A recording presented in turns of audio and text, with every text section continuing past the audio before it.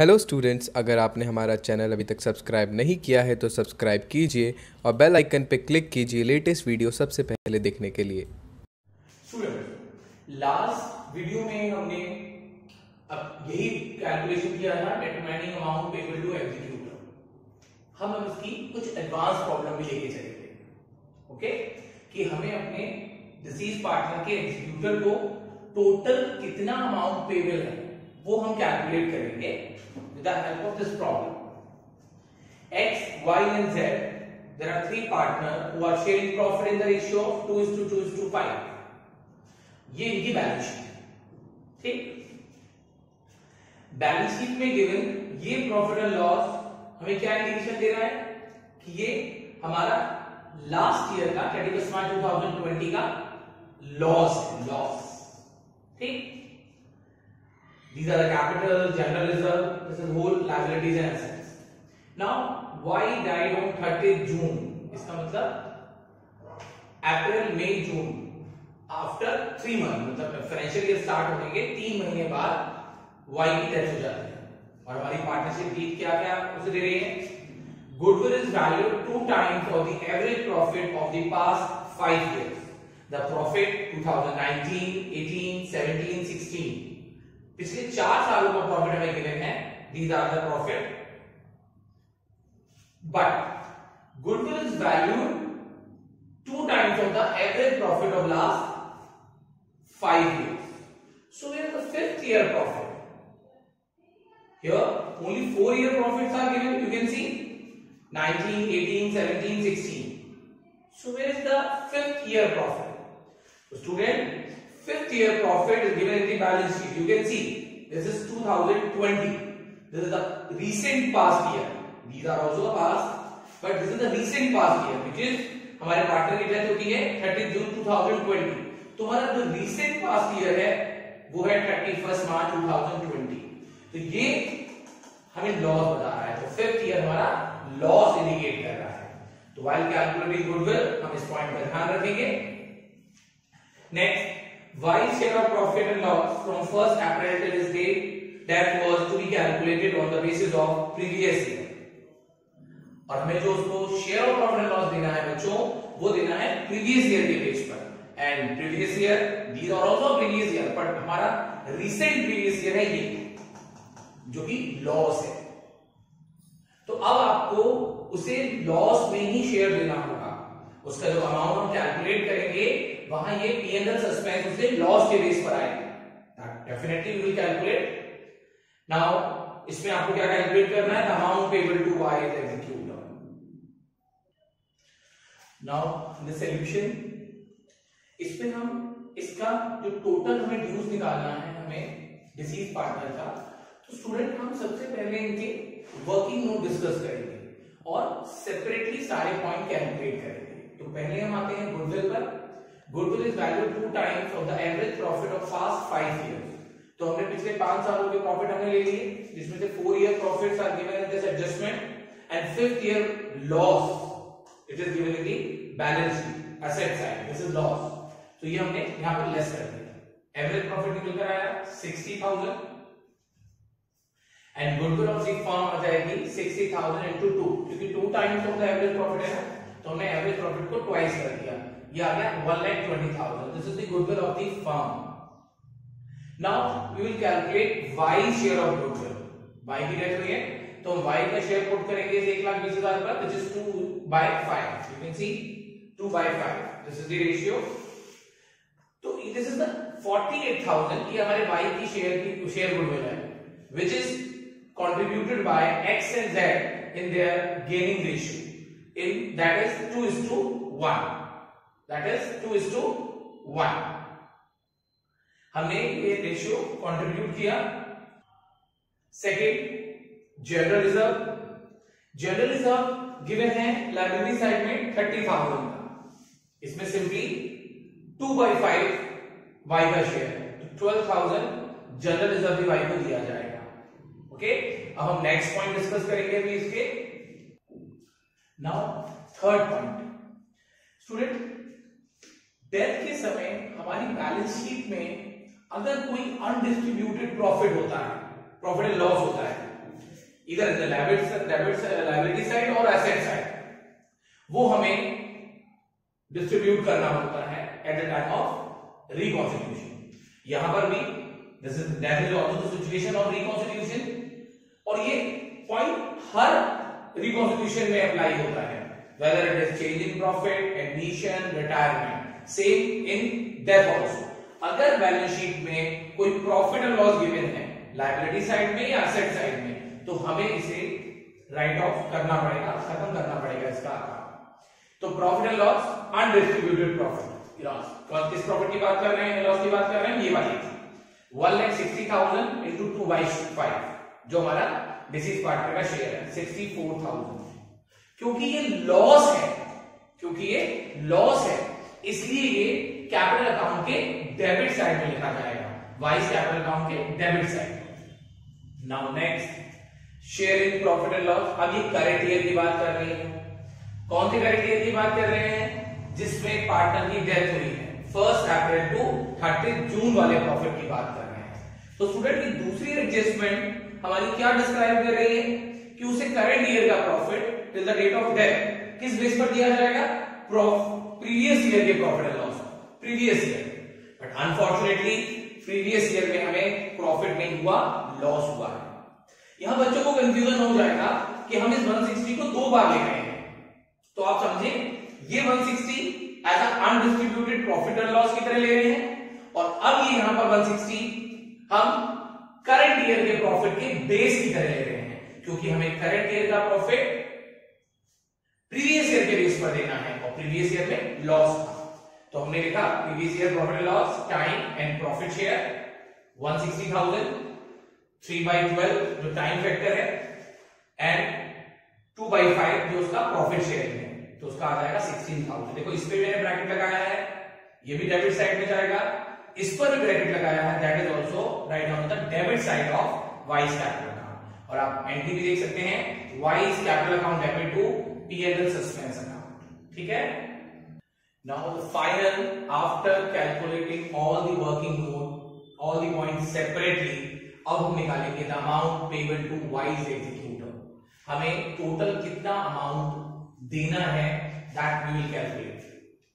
एक एक पॉइंट हम ऐड करते जाएंगे जो उसकी कैपिटल को इंक्रीज करेगा, और उन पॉइंट को हम माइनस कर देंगे जो उसकी कैपिटल को डिक्रीज करेगा, मतलब जो डेबिट होगा। You can see student, सबसे पहले हम देखेंगे Y की कैपिटल का बैलेंस, दिस इज 3 लाख।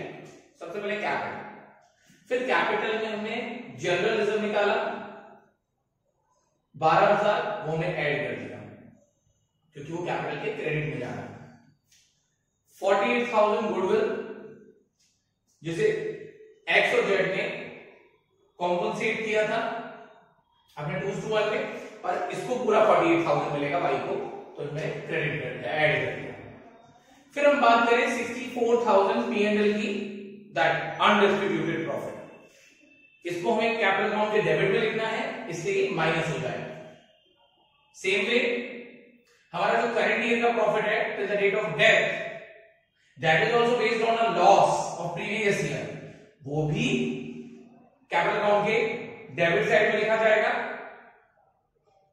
इससे वो भी माइनस होगा। तो टोटल हम जब इसको करेंगे, that is 2,80,000, this is the final amount payable to Y's executor. ये वाई का टोटल ड्यूज है जो हम वाई को नहीं दे पाएंगे क्योंकि वाई की डेथ हो गई है। अगर कोई पेमेंट के बारे में क्वेश्चन में लिखा भी होता है, तब भी हम वाई को कोई पेमेंट नहीं कर सकते। पहले हमें इस अमाउंट को ट्रांसफर करना होता है वाई के एग्जीक्यूटर में, जिसकी एंट्री होगी Y's capital account debit to Y's executor account, 2,80,000, 2,80,000। अब अगर हमें कोई पेमेंट करना भी है तो हम अगली एंट्री में पेमेंट करेंगे Y's executor account debit to bank account. अगर हमें करनी पड़े तो अगली एंट्री होगी Y executor account debit to bank account. Okay student, okay same हम अभी सेम हेडिंग के अंदर क्वेश्चन कर रहे हैं। द हेडिंग सेम जो हमने लास्ट 2 वीडियोस में करी है, हमें निकालना है amount payable to executor. Okay, तो हम प्रैक्टिस कर रहे हैं कुछ अलग अलग क्वेश्चंस की, जिससे हमारे सारे पॉइंट कवर हो जाएं। इसमें A, B, C 3 पार्टनर हैं जिनका रेशियो 2:3:1 है। due to ill health of C died on 30th September 2020. The balance sheet was as follows. ये हमारी बैलेंस शीट है, बैलेंस शीट को ज्यादा डिस्क्राइब नहीं कर रहा हूं. You all are very familiar with this balance sheet format. Okay. Now on the date of C's death, that is 30th September 2020. Student, अगर यहाँ टाइम फैक्टर यूज हुआ तो हमें अप्रैल से 30 सितंबर तक करना है, that is 6 month. Okay. The following agreed upon. अभी हमारी एडजस्टमेंट है जो हमें टेकअप करनी है. Goodwill is valued 2-year purchases of average profit of 3 year. 2017-18 का प्रॉफिट है 45,000, 18-19 का 90,000 एंड 19-20 का 1,35,000. Second point, C share of profit till the date of death. वो जो 6 महीने की प्रॉफिट की हम बात कर रहे हैं, क्योंकि सबसे इंपॉर्टेंट पॉइंट होता है डेथ चैप्टर का, इस पर पॉइंट जरूर आएगा. Will be calculated on the average profit of the last year. जैसे लास्ट क्वेश्चन में हमारा प्रीवियस ईयर का बेस, इस बार एवरेज प्रॉफिट बेस है, and both comes under time basis. फिर there are 3 points regarding revaluation students. तो इसी के लिए ये पॉइंट, ये क्वेश्चन करवाया जा रहा है कि इसमें हमें रिवैल्यूएशन को भी टेकअप करना है. Land was undervalued by 25,000, stock overvalued by 8,000. Provision for doubtful debt is to be made 5% on debtors. Claim for workmen compensation at rupees 5,000. Calculate amount payable to C's executor. तो इन सारे points को calculate करते हुए हमें amount calculate करना है जो हमें डिसीज पार्टनर के एग्जीक्यूटर को देना है. ओके स्टूडेंट, नाउ इसको सॉल्व करेंगे. इन सॉल्यूशन हम सबसे पहले वर्किंग नोट डिस्कस करते हैं, जैसा कि हमने लास्ट वीडियोस में किया है. तो हम एक एक करके पहले सारे वर्किंग नोट निकालेंगे और उसके बाद फिर हम सारा टोटल ऐड करके फिर हम उसका पेबल अमाउंट निकालेंगे. सी कैलकुलेशन ऑफ गुडविल. क्वेश्चन में गुडविल कितने बोला है? 2 year purchase of average profit of 3 years. पिछले तीनों सालों के प्रॉफिट को हम ऐड कर लेंगे, divided by 3. This is the average profit 90,000 and goodwill of the firm is multiply by, मतलब average profit multiply by 2 because it is 2 year purchase. 1,80,000 is the amount of goodwill and this is the firm's goodwill, not C share. फिर हम C का share goodwill में calculate करेंगे. C share of goodwill 1,80,000 into 1/6 which is C share. तो ये आ गया 30,000. That means firm की goodwill में सी का शेयर है 30,000 and which is compensated by A and B in their gaining ratio which is 2:3.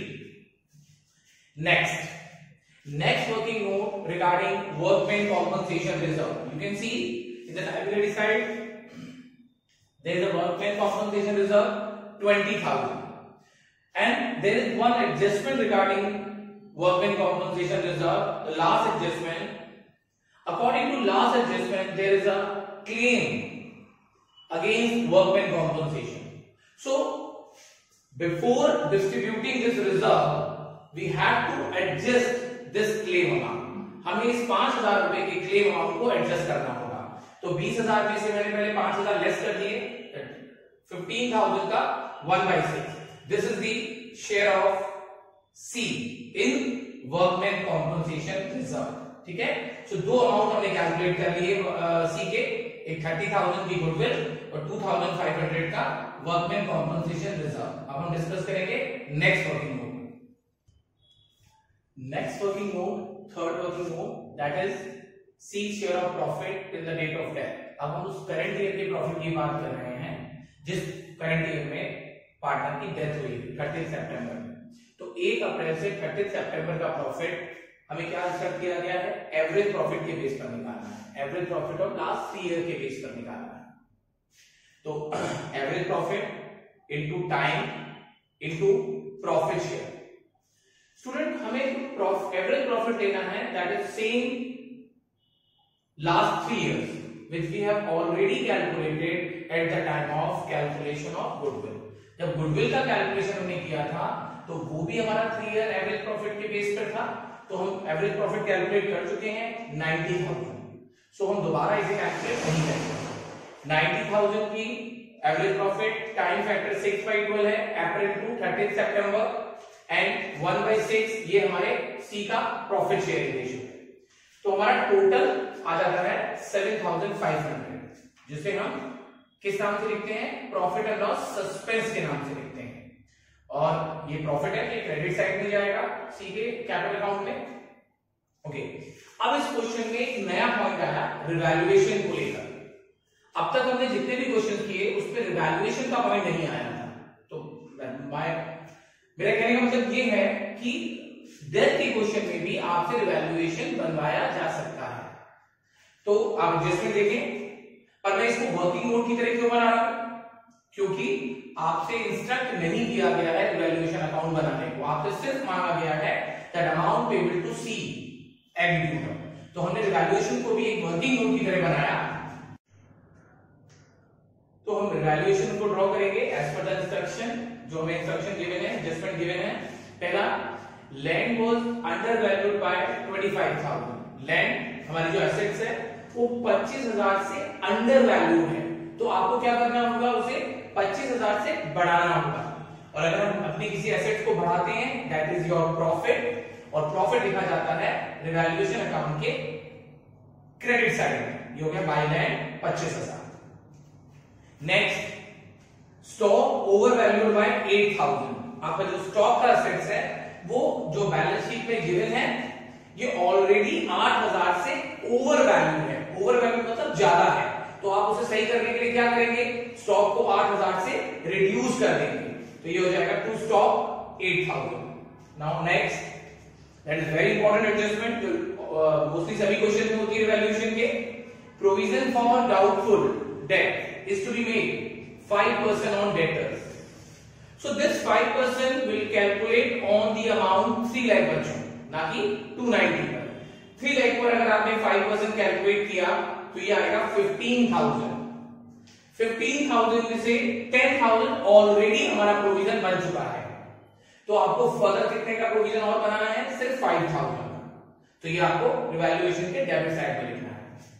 तो आप देख सकते हैं कि क्रेडिट साइड का टोटल है 25,000 और डेबिट साइड का टोटल है 13,000। ये आ गया हमारा प्रॉफिट 12,000। ये प्रॉफिट हमने पार्टनर्स में उनके रेशियो 2:3:1 में बांट दिया। अभी हमें सिर्फ सी के शेयर से मतलब है, और सी का शेयर है इसमें 2,000। तो हमने चार चीजें कैलकुलेट कर ली, गुडविल में सी का शेयर, WCR में सी का शेयर, P&L सस्पेंस और रिवैल्यूएशन का प्रॉफिट। अब हम कैलकुलेट करेंगे the total amount payable to C's executor. Yes, now हम फाइनल प्रोसीजर पर है, अमाउंट पेबल टू सी। अब हमें निकालना है कि टोटल हमें अमाउंट कितना देना है सी के एग्जीक्यूटर को। तो हमने सारी चीजें जो भी वर्किंग नोट में कैलकुलेट करी उन्हें ऐड बैक करेंगे। सबसे पहले कैपिटल जो सी की है 3 lakh, you can see in the balance sheet. उसके बाद गुडविल हमने कैलकुलेट करी, उसका शेयर आ गया 30,000, जिसको गेनिंग पार्टनर अपने रेशियो 2:3 में कॉम्पनसेट करेंगे, पर यहां हमने टोटल लिया है 30,000। रिवैल्यूएशन अकाउंट अभी हमने कैलकुलेट किया था, उसका profit 2,000। Workman compensation reserve total 20 था, जिसमें से 5,000 लेस करने के बाद जो भी शेयर आ गया सी का 2,500। And last, that is very important point, P&L suspense account 7,500, जो एवरेज प्रॉफिट के बेस पर हमने कैलकुलेट किया था। तो जितनी भी एडजस्टमेंट हमने सॉल्व करी, आई थिंक हमने 4 वर्किंग नोट बनाए थे और 4 ही हमारे आइटम है एक्सेप्ट कैपिटल 1, 2, 3 एंड 4। टोटल आ गया, माइनस करने के लिए यहां कुछ भी नहीं है, तो टोटल कैपिटल का जो ड्यूज आया हुआ है 3,42,000, जिसे हम सी को नहीं दे सकते। हमें कोई भी पेमेंट करना है तो वो सी के एग्जीक्यूटर को करना है, तो हमने सी के कैपिटल को ट्रांसफर कर दिया सी के एग्जीक्यूटर में। तो एंट्री हो गई C is capital account debit to C is executor. Yes, तो हमारा ये डेट का ये प्रॉब्लम खत्म हुआ।